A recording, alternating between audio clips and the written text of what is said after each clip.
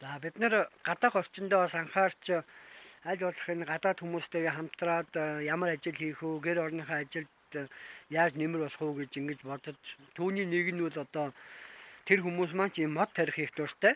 Тэгээд бид нар гашаанда одоо 10 жилийн өмнө тарьсан энэ улаас 10 жилийн өмнө тарьсан энэ хайлаас мод маань одоо ийм өндөр сайхан болцоод урагчаад байна, саглаачаад байна.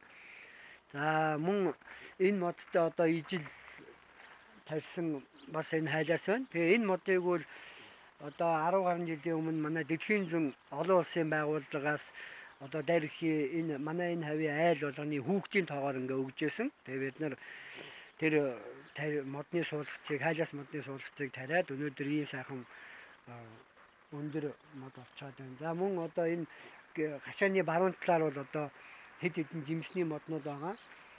За мөн гашааныхаа зүүн талд ч гэсэн бас бид нар өндөр ургаагүй л болохоос биш ингээд мод тарьсан байгаа. За энэ гашааны урд талд одоо тэнд бас улаас мод харагдаж байна.